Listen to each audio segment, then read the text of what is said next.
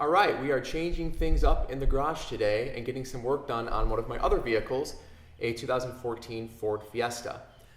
Now, we were headed to the Gulf the other day and noticed that the brakes were pulsating pretty badly when stopping, especially from a high rate of speed. Now, after about 30 seconds of research, we found that the pads that Ford put on these cars from the factory are just about complete garbage. So what they're doing is leaving deposits on the rotors and in different spots, right? So you hit the brakes, they warm up, you hold them at a stoplight or whatever, especially here in Florida where it's always warm, it starts to actually bond to the rotor itself, some of the material off the pad. So next time you go to stop, it gives you that vibration that you don't like. So we are going to take these off and we are going to put on new pads and new rotors. You don't necessarily need new rotors, especially if your car is as young as this one. This has less than 15,000 miles on it. So you definitely wouldn't need new rotors. You could go get them turned and get those deposits off of the rotor if you have enough space. But I really don't want to go through that hassle. I just ordered some rotors off the internet. They're here and they're ready to go on. So get your Fiesta in the sky. You have a few jack points, 2 on each side, and they are indicated by 2 little notches in the very bottom of the body on the bottom lip. So make sure you're jacking your car from that point so you don't do any damage to it, and then get this tire off and we can get started. So we're going to start by removing the actual caliper, taking out the brake pads, and then in my case I'm actually going to go ahead and remove the caliper bracket that holds the rotor onto the entire assembly. So what you want to start with is a ratchet, just a regular 12 millimeter, and we're going to go ahead and take off the caliper. All right.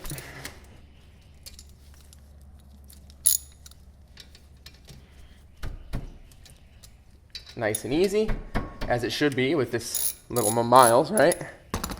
Okay. So you slide that out.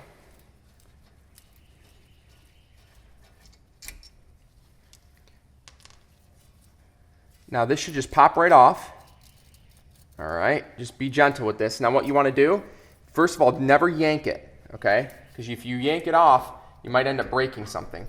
Now we're actually just going to twist it, and you want to make sure not to put any pressure on these brake lines, but we're going to set it up on the guard for the rotor. So set it there, make sure it's kind of perched well, make sure you can kind of jar it around a little bit that it doesn't fall. Everything looks good here. And then what you want to do is take these 2 bolts out, and I'm using a 15 for this, 15 millimeter, and you just want to start taking these out. Now on the other side, which I actually already did, I needed to use my dead blow hammer to kind of get these loose. There we go. Tuck that on there. Beautiful. That one's loose. And the other one, let me stick my head back here. It's right here. All right, nice and easy. Not bad when there's only a few miles on the car. So once those are broken, you can just kind of back those out with your fingers.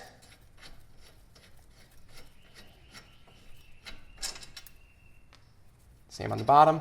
And if we were leaving the rotor in place, we could have taken the pads off first, but if you're taking the whole thing off, it doesn't really matter in what order you do it. So take that off. Slide the entire assembly out. Nice. And then at this point, the rotor's already loose. So you can just go ahead, slide this rotor out, and that's it. So very fast disassembly of the brakes. Okay, so here's our whole assembly and the new rotor and our new pads. Now, to take these pads out of this caliper bracket, it's pretty simple. You have the inside here that you can tell because that's where the piston went, and then you have the outside here. Now, you basically just pull these out. You just push against them and they pop right out, right? Same thing on this side, super easy. Now, set that aside. We're not gonna have to worry about that for a minute. Take your pads And basically just make sure that they're shaped the same, that they look the same, that they're not, you know, a completely different pad. Make sure they're the right size, the right correct width. All right. Notice these don't have much wear, but again, we were having problems with them. So just make sure everything's good. And what we're going to do is we're actually just going to replace all of the shims. These already come with some shims in place.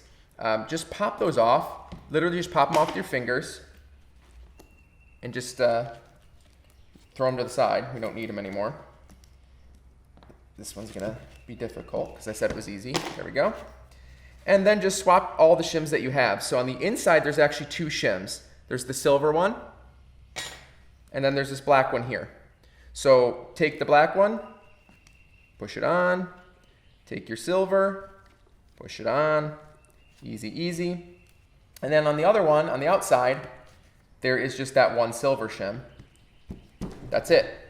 Now, once your shims are back in place, we're just going to throw a little caliper grease on them right before putting them on, just to make sure that, you know, any rubbing doesn't create any squeaking. But in the case of the rotors, if you are replacing your rotor, you want to make sure that you get brake parts cleaner and clean this off thoroughly. When they create these rotors and they cut them out, they use like a grease, right? They use like a tacky sort of grease that keeps everything moving and everything braking. So you need to remove this, all right? You really don't want this on here. So let's go spray this off and make sure it's clean before we go reassembling everything. Okay, cleaning the brakes is really easy. You basically just get a 5-gallon bucket or any drop cloth or cardboard or anything you have lying around, and grab your brake cleaner and go to town. Just make sure you hit both the inside and the outside and get all of the grime off of it before we go and install it.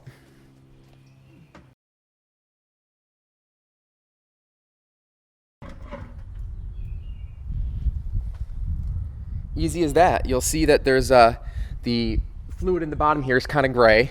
That's all of the adhesive and all the things that they used and all the lubrication that they used to create this. So once you're confident that it's nice and clean and dry, we're going to go ahead and throw everything back together. So a few quick things before we get started. Now, notice I changed my gloves, okay? So once you're done dealing with all the dirty parts and getting everything squared away, just change your gloves. If you start touching the rotor and the face of your brake pads with really nasty gloves, you're just going to put stuff on it, and you don't want to avoid that. Secondly, take the cap off of your brake fluid system, your brake fluid container, and so that way, when we push this cylinder back in to the caliper, you have space. It's not fighting you on it. So what I have here is just a regular 3-inch C-clamp. The calipers are small enough that I can use a 3-inch. It's kind of nice. So what you want to do is you want to set your clamp against your cylinder and just clamp it down. All right, so I'll move this for a second and show you. So I just took the caliper, the little piston inside, and I put the back of the C-clamp on the back of the housing. Now don't put it obviously on your brake line or on any connections, but just right on the back of the housing. And then just kind of work the cylinder or the piston back into the cylinder here. So that way you're giving yourself enough space for the new pads to go in, and you can still fit the caliper around it. So that should be enough. We can just adjust it if we need to later. Set that back aside. And then what we're going to do is put our bracket back on. So get it spaced the right way, which is this way. You want your little slide bolts or your slide pins to be facing the inside of the car, all right? And we're on the passenger side, so in this case, this way. Doesn't really matter. So I'm going to actually install this first, and then we're going to put the pads on. So we'll talk about the lubrication in a minute. So slide this back into place. You have your big bolts. These are the ones that go in here. Slide those on. All right. Oh, I'm sorry. Suppose we need a rotor, don't we? Might be helpful. So slide your rotor into place first. That just goes on your 4 bolts. There you go. Might be helpful. I was wondering how I could see it so easily. And then slide your bracket into place. There we go. And then slide your bolts in. You just got to get these to line up. I think I got that one. Easy enough.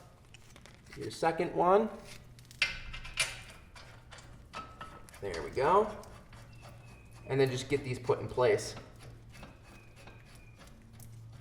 Now you can just finger tighten these so they're in place, and then worry about tightening them down after you get the pads back in.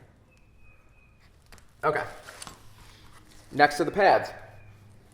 So you take your pad that you have. This is the one that's in the rear, and again you can tell because you got the little piston mark on it. And these are really easy. You just line them up in place, put the pins in the bottom and then in the top,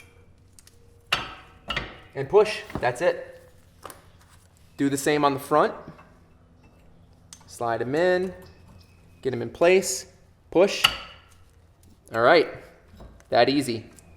Now, the last thing you want to do before you slide the caliper back in place is get some grease on the contacts, all right? Now, don't go crazy on this stuff, especially since it's technically a lubricant, right?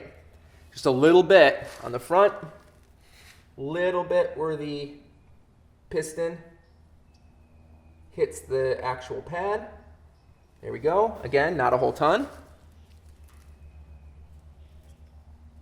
And now, just grab your caliper, and I actually did that wrong on the front, sorry. It's the teeth up here. There we go. It's not in the center at all. So slide that into place.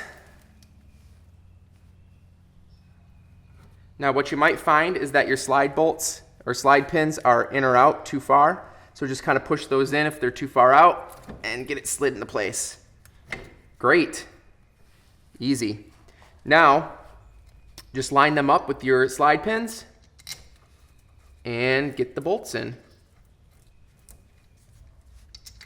Okay. Nice. Awesome. Nice and easy. Now at this point, go ahead and just take your tools and tighten everything back down.